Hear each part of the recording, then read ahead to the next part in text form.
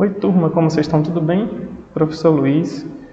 Hoje a gente vai falar sobre teatro de bonecos, né? A gente vai dar início a uma série que é bonecos, bonecas, brincadeiras, né? Que é as últimas matérias, né, do nosso conteúdo de artes, que a gente está se aproximando já da reta final. E hoje a gente vai falar sobre teatro de bonecos, ok?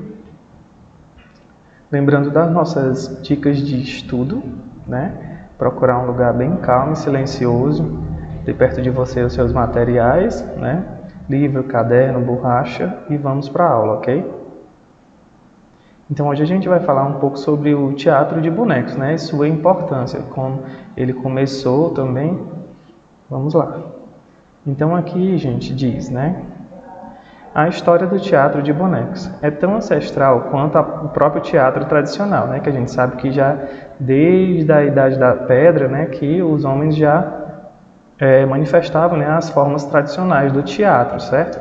Então, teve uma origem mesmo na Grécia, né, quando foi batizado com esse nome já de teatro, mas o teatro de bonecos, né, é tão ancestral quanto o próprio teatro tradicional. Esta arte está presente entre os primitivos que, deslumbrados com as suas silhuetas nas paredes das cavernas, elaboraram o teatro de sombras, visando talvez entreter suas crianças. Desde então, o homem não estancou mais seu impulso criativo. Surgem os bonecos, né, moldados com barros, desprovidos de junções para posteriormente aparecerem os primeiros exemplares com a união de cabeça e membros. O teatro de bonecos nasceu há muito tempo atrás no Oriente, principalmente na China, na Índia, em Java e na Indonésia. Lá ele conquistou um status espiritual e era tratado com muita reverência, né? Quem assistiu aquele filme Karate Kid viu que eles têm uma tradição lá ainda na China de que no Dia dos Namorados, né, vários casais eles vão assistir esse teatro ainda das sombras, né, que é o teatro tradicional, ou seja, o primeiro teatro. E ele é muito significativo, né, para o pessoal que tem da cultura chinesa, ok, gente? Então vocês têm que ficar cientes de que lá, né, algumas tradições antigas ainda são utilizadas até hoje. Então diz assim, lá ele conquistou um status espiritual e era tratado com muita reverência. Os orientais consideravam esses bonecos como verdadeiros deuses, dotados de recursos mediúnicos e fantásticos. Eles eram criados com tanta perfeição que se tornaram idênticos aos seres vivos, muitas vezes inspirados realmente em personagens reais. Essa arte desembarcou na Europa através dos negociantes, logo se difundindo por todo o continente. Entre os gregos, eles eram portadores de tamanha ousadia que muitas vezes eram usados como ferramentas para se ironizar o cristianismo. Os romanos herdaram esse elemento cultural e muito contribuíram para seu aprimoramento e, consequentemente, disseminação. No universo ocidental, ao contrário do Oriente, vê-se a razão humana tentando dialogar com o sagrado de forma rudimentar. Na era medieval, essa arte foi alvo de intolerância religiosa, pois foi utilizado nessa época como um meio de evangelizar as pessoas.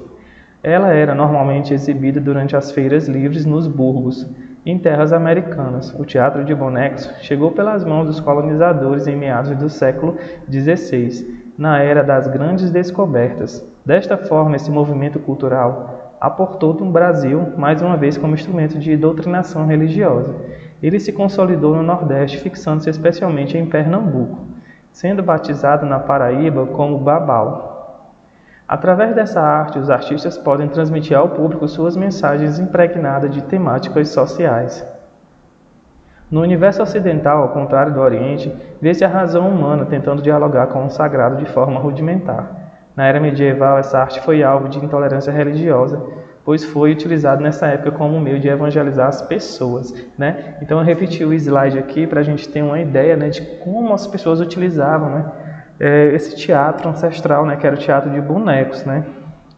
Então eles usavam os bonecos, gente, para poder, através deles, né, tá passando ali um pouco da cultura, né, de outros povos, de outras pessoas. E como às vezes eles faziam o culto religioso, né, através dos bonecos, então ele era visto como heresia, né, como algo que transmitia blasfêmia contra o sagrado e etc, entendeu?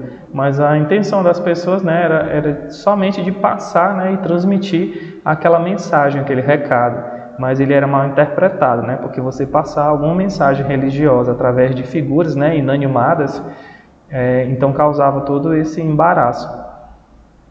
Na Itália encontra-se Maceus, posteriormente substituído pelo Polichinelle, né? Na Turquia, o Karagöz, na Grécia, as Atalanas, na Alemanha, o Gasper, na Rússia, o Petrushka, em Java, o Wan Yang, na Espanha, o Cristóvão, na Inglaterra, o Punch, na França, o Guignol, nos Estados Unidos, os Muppets e no Brasil, o Mamulengo.